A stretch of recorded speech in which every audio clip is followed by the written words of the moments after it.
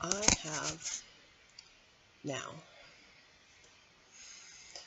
200 subscribers and 45,000 views on this YouTube channel, which is bizarre to me. And that's like nothing by YouTube standards, of course, but considering that it's such a niche channel and I'm just yammering about crap that's going on in my life,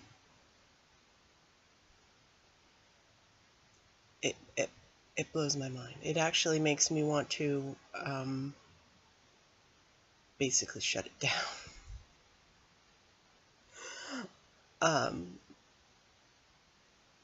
Because I feel like I'm getting over on people, because who the hell am I to talk about anything?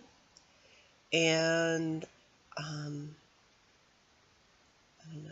I feel like possibly,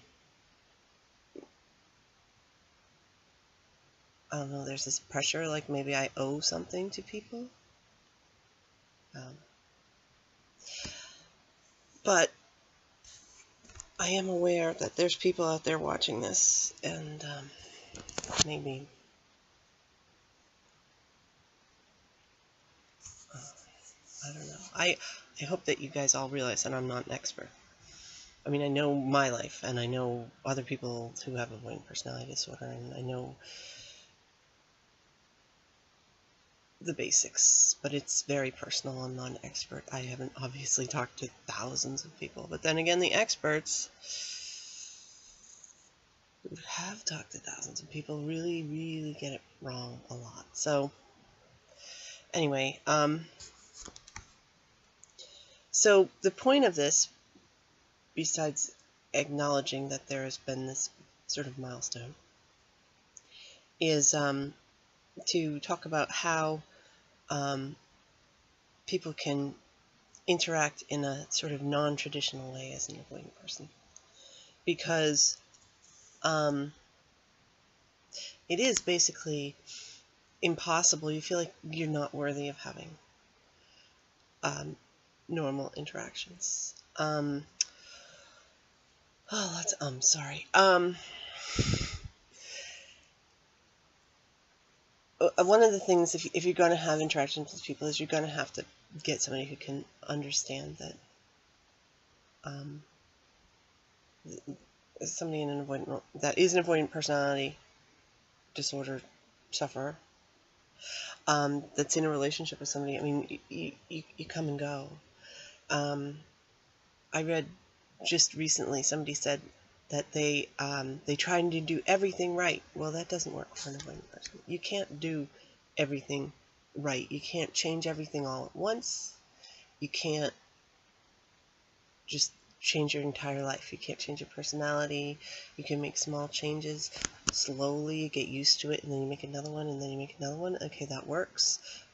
That's how it works in a relationship too. It is like absolutely mind-blowing to have another person around you, family, not family, friend, whatever. Even like animals and pets can be really hard for people, because there's that responsibility.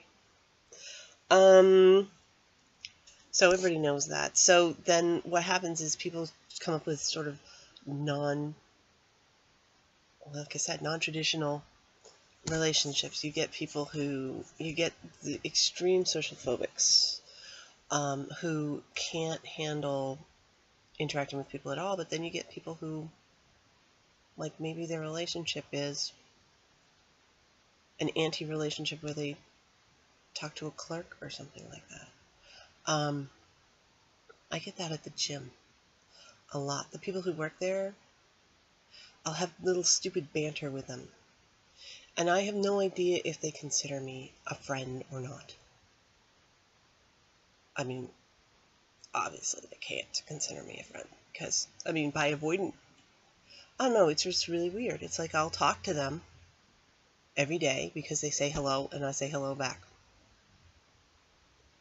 And I get noticed, which actually is a major problem. The more I'm noticed at a place, the more I want to not go back if I feel like I've been singled out. So it's actually really hard for me, and sometimes I like can't force myself to go, but sometimes they'll, just ask how my workout is doing. And I mean, that by any other standard in the entire planet, that would not be considered, barely an acquaintance. It's just somebody I know. It's so sad and pathetic. But definitely outside of people I work with, like doctors, etc., definitely top 10 as far as numbers of people that I have a relationship with of any sort. Isn't that sad? But, I mean, that's reality. So there's that sort of thing. You can have an extremely limited relationship, usually in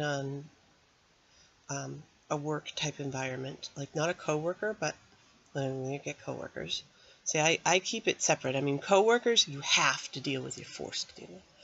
People who you pay, like doctors, therapists, blah, blah, blah, they're forced to deal with you. And so I consider these very different type of relationships that people have.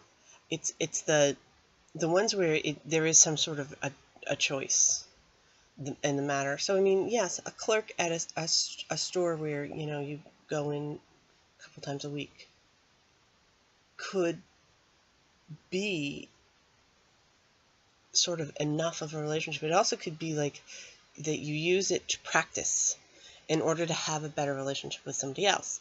You get used to having people around, stuff like that. So that can be effective to do that. Bizarre, but true. There's also, of course, the internet, which I've talked about before, that they have forums where people talk, I talk, sometimes, come and go. They have chat rooms, they have Facebook, they have all this other stuff, and they do have YouTube, which I slightly interact with people on YouTube.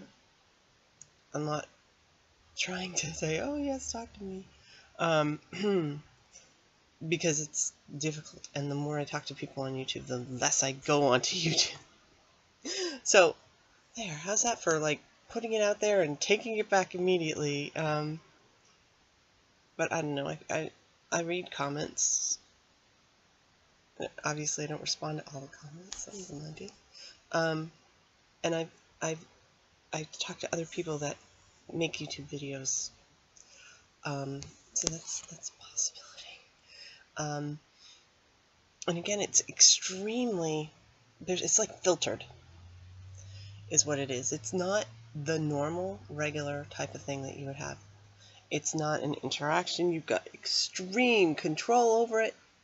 I choose if I go online. I choose if I go to YouTube. I mean, I don't even log into my channel account like every week even. Of course, I get notifications if I get a message, but other than that, no. I mean, it goes weeks, months without me interacting on YouTube. But sometimes I do more and sometimes I do less. So that's another way of doing it. So I don't know. Of course they've actually, which is like really disgusting for me to read, although, and also totally intuitive, of course. They said that if you can have a stable, good relationship, that it can counteract depression that is caused by childhood traumas. That possibly the cure for avoidant personality disorder-ish is to be in a decent, stable relationship. The problem is knowing that you're in a decent, stable relationship and getting a decent person. Because your tendency is to recreate what you know. And your tendency is to, there's all this stupid buzzwords about you get the love that you think you deserve and crap like that. But that's true. You know, people just don't sort of give themselves enough credit and don't get what they want. And, you know, you get stuck with extremely selfish people. People who put limits on what they're going to give you.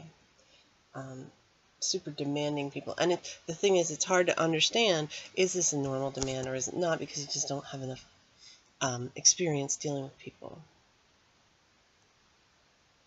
So this message is sort of going all over the place.